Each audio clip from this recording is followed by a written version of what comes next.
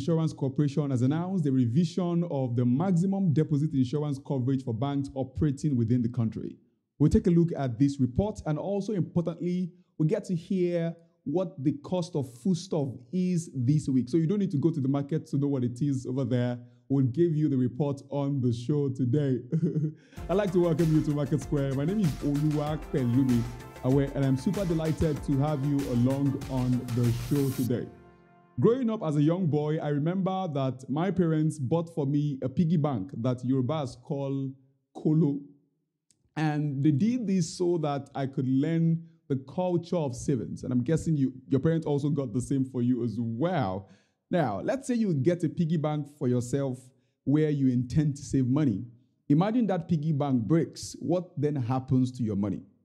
The deposit coverage limit is like a backup piggy bank that the government keeps for you, which means that if your real bank crashes, the government will refill your piggy bank, but only up to a certain amount, and that amount is what is called the deposit coverage limit. It is also the maximum amount of your money that is insured by the government in case your bank fails. This means that if your bank goes out of business, you will get your money back, but you get your money back up to the coverage limit. It then protects your savings from bank failure. Yep. Now, at a press briefing recently in Abuja, Nigeria Deposit Insurance Corporation Managing Director, Mr. Bello Azan, revealed the new coverage benchmark. The maximum deposit insurance coverage for deposit money banks has been raised from 500,000 naira to 5 million naira. And for microfinance bank, it was raised from 200,000 naira to 2 million naira. For primary mortgage banks, it was moved from 500,000 naira to 2 million naira. And for mobile money operators, subscribers pass-through moved from 500,000 naira to 5 million naira per subscriber. What does this mean for you? So far, 53 deposit money banks have been closed following revocation of their operating licenses by the Central Bank of Nigeria between 1994 and 2018. You can see on the screen the list of these banks right now. If you are a Gen X or Gen Y and you don't know any of the banks on this list, let's say from number 1 to number 27, don't you tell me that you don't know Skybank, yeah? You don't know Bank PHB, you don't know Spring Bank. If the bank you keep your savings in goes out of business, instead of you losing your money, the deposit coverage acts as a safety net for you. Whichever bank you keep your money is with respect to a certain level of limit, and the government will reimburse you for your lost savings. And this gives you peace of mind, isn't that? Knowing that your hard-earned cash is safe, even if the bank isn't safe. This will also promote financial stability.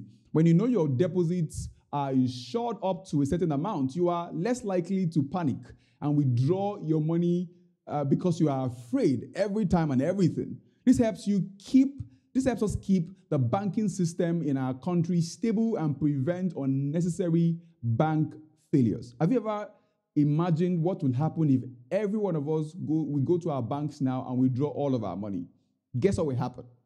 You can almost tell that the banks will crash. The banking system will collapse all of a sudden. So this is in a way to help stabilize the country's financial system by ensuring that people desire to save. Because if I know that my money is safe to a particular extent, then I know what I need to do, which is to save my money there, knowing fully well that even if the bank crashes tomorrow, and you saw the list the other time, 53 banks between 1994 and 2018 have been closed down given the revocation of their licenses by the Central Bank of Nigeria. But you know for sure that your money is safe when you save your money. Because when we save money in the bank, what happens is that we take more money from the economy, and that in a way reduces inflation. Inflation is simply too much money in circulation. When you have too much money in people's hands, what will happen is inflation. And when people then save their money in the banks, what that does is it sucks out money from the economy and then brings down inflation. I think this is also a drive towards ensuring that we can project to see that the inflation rate for the month of April, or maybe for the month of May, is reduced. We saw that the inflation rate for the month of March, we're still waiting for the report for April, yeah, but the inflation rate for the month of March was pretty higher than it was in February. And we saw that the food inflation for the month of March was around 40%. So it's expected that given this move by the NDIC, by the end of May, when we're looking back at what the figures for the May is, whilst we have food inflation also get reduced, we should have a generally overall reduced level of inflation. But the other side of this is that not all deposits are fully covered. If you have a large amount of money in the bank, once it exceeds the coverage limit, you could lose some of the money you have at the bank if the bank fails. Okay, there's also the potential for moral hazard. Banks might take on riskier investment, knowing the government will cover some losses, which could lead to more bank failures in the long run. What are the important considerations for you? You should know your coverage. Knowing your coverage, whichever bank you use, know the limit that is pegged on that particular bank. Find out the deposit coverage limit for the type of bank you use. You should also spread your deposit. If you have a lot of savings, a lot of money saved, you can consider keeping it at different banks to maximize your coverage. I'm saying that you can put some amount of money in Access Bank, for instance, some amount of money in UBA, some amount of money in GT Bank, some amount of money. They didn't pay for this advert. Yeah, they didn't pay for this advert. But I'm just saying you could spread your money in all of these banks to ensure that your money is within the limit, just in case you are afraid that anything could happen to your bank. Now, speaking in support of the increase in the deposit coverage limit, Mr. Bello Azan, who is the CEO of Nigeria Deposit Insurance Corporation, emphasized that the update aims to bolster depositors' safety, public trust, the inclusiveness of the financial services, and the overall stability of the financial sector. Let's now do the numbers.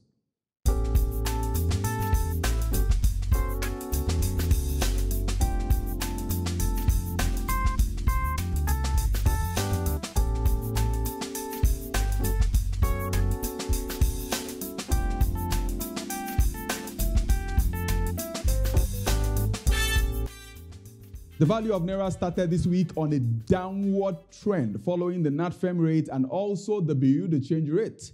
The NatFest rate depreciated by 1.32% from 1,383 Naira per dollar to 1,402 Naira per dollar, while the Bureau de change rate depreciated by 2.07% from 1,375 Naira per dollar to 1,404 Naira per dollar.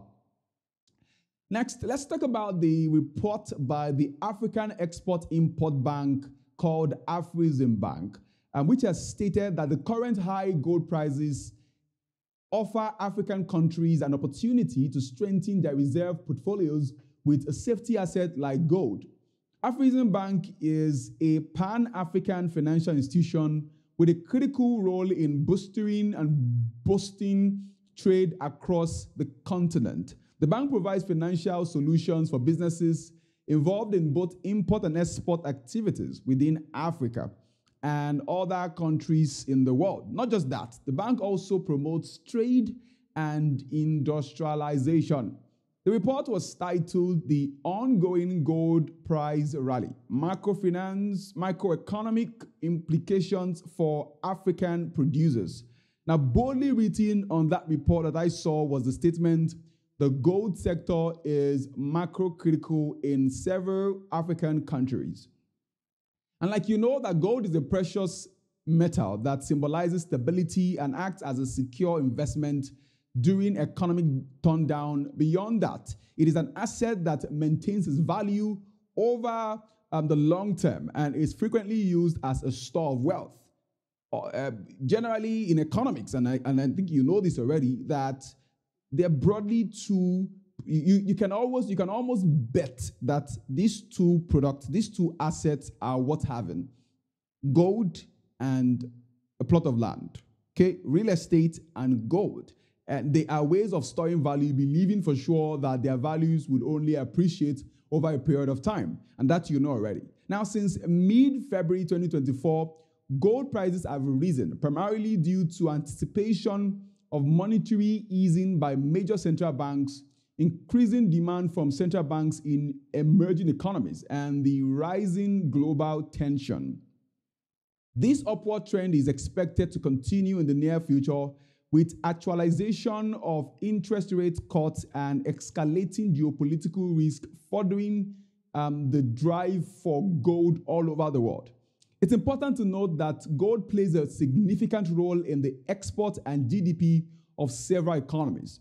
Nigeria, which is our country and is tagged as the country that has the biggest economy in Africa, has exported gold worth over 78.9 billion naira within the last 20 months. In fact, data obtained from the National Bureau of Statistics show that Nigeria exported non-monetary gold, including gold plated with platinum in powder form, to Switzerland, valued at 14.39 billion naira in the first quarter of 2023. So this conversation concerns us greatly.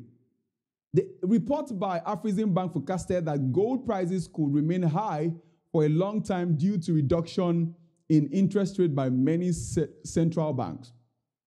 African countries that rely on gold can take advantage of increasing prices of the commodity in the medium term by investing in their gold sector and improving their value chain at this time, with projection for the long time.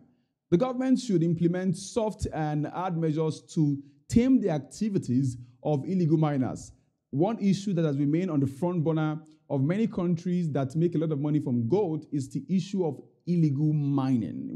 There are so many illegal miners in Africa, in Nigeria and Africa, and other countries in the world where they have gold to a very good extent. And this is an issue that has to be dealt with as soon as possible if Africa wants to take advantage of the present rise in the demand for gold.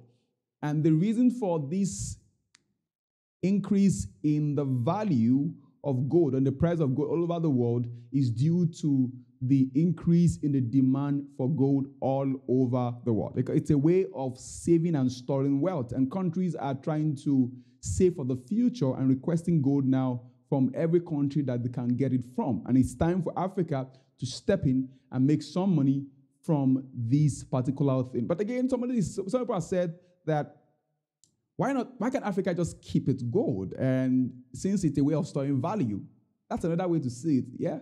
Why would you want to sell your gold to a country that wants to store wealth and then get some cash from that, when you can actually keep the gold you have and then store wealth yourself? I guess that's the conversation for another day. But on the show today, we're reviewing the report of the Afreximbank on the rising price of gold all over the world. In the near term, the recent rally in gold prices is expected to benefit countries whose economies are heavily dependent on the precious metal. However, caution should be exercised to avoid macroeconomic instability. And that speaks about the fact that when a country is not on a very stable state, what you could see in an economy that has macroeconomic instability, you could see unemployment, you could see inflation and unemployment, because by design economies, inflation is supposed to reduce unemployment. But when you have macroeconomic instability, what you have is you have inflation on ground, you also have unemployment on ground, which is not exactly it's not a good place to be, and could lead to rise from the fluctuation of gold prices with its attendant effect. While inflation has eroded the real value of wealth, gold maintains and even increases its value over time, and it has proven to be a stable and even an appreciating asset during high inflation, which makes it a valuable way to secure one's future and also a valuable investment idea. And it's now up to Nigeria to plug itself into this at this time. Nigeria's pension fund has experienced its first decline in 18 months after the portfolio rebalancing by pension fund administrators. Before we go into that fully, let's go to the market. I told you we're going to go to the market today to know the price of foodstuffs there. how much is a paint rubber of Gary and all of that. We're going to go to that now, and I would hand over now to MarketSquare reporter Favor Eya as she takes us through the market.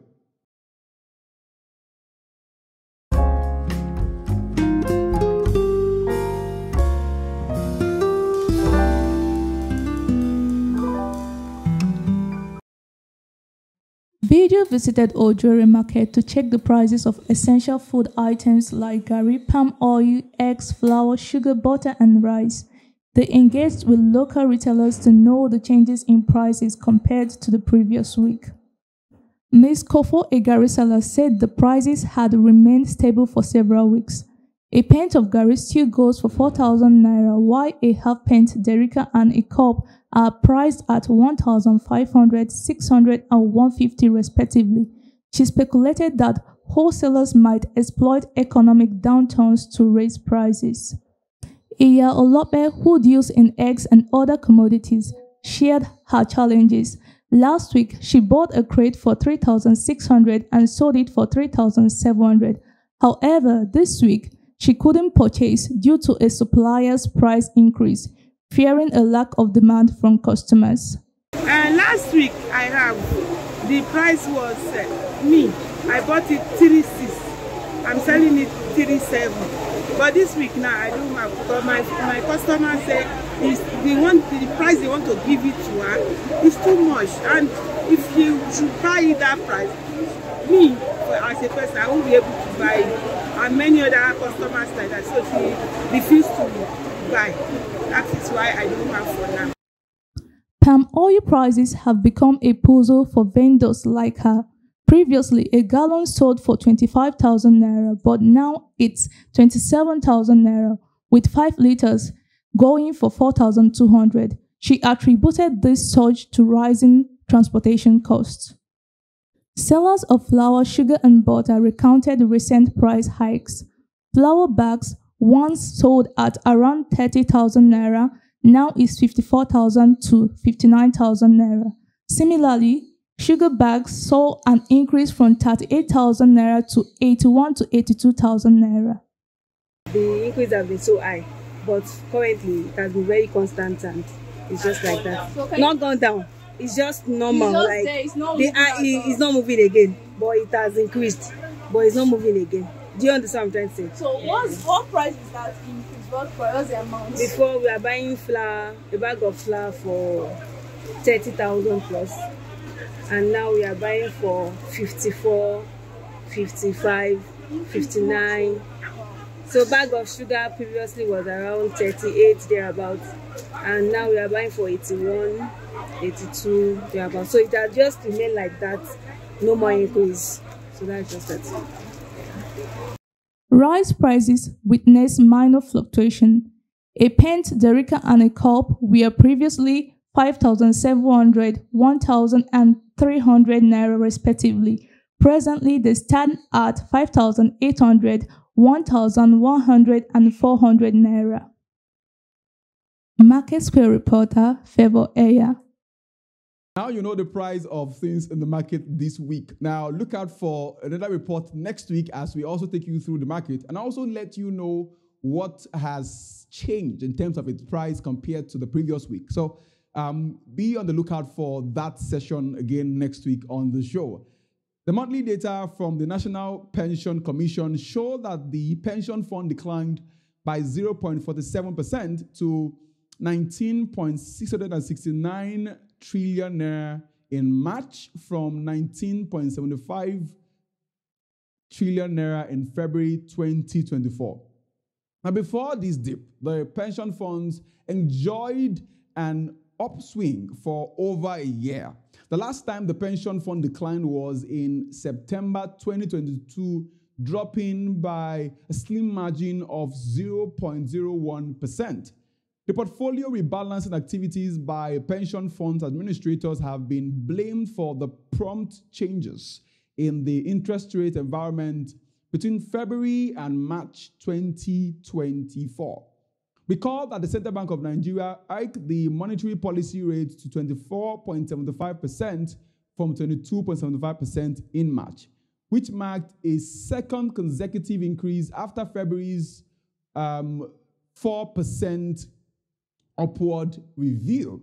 The CBN has maintained its hawkish stance in a bid to tackle persisting inflation that had gone as high as 33.2% in March. Earlier on the show, I mentioned this as well, that the figures for January was pretty high, figures for February was high. The figure in March was not as high, the difference between the figure in February and March was not as high as the difference between the figures for January and February.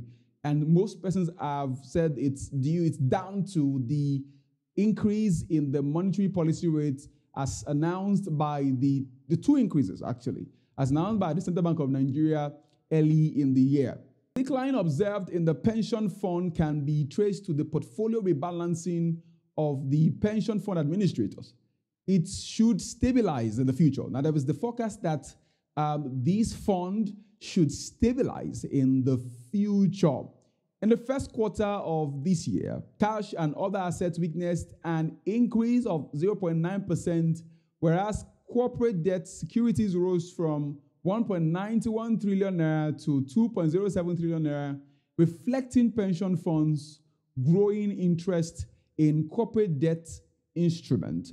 Meanwhile, the PEDCOM data showed that there had been a slightly level of improvement in the appetite for equities, which rose by 5.94% to 2.32 trillion naira in March 2024 from 2.19 trillion naira in February 2024. This increase seems to reflect growing confidence in the equity market among the pension fund players there. On that note, I'd like to say thank you for joining me today. Do well to follow us on all our social media platforms. My name is Oluwapelubi, and I look forward to seeing you on the next one. Bye-bye.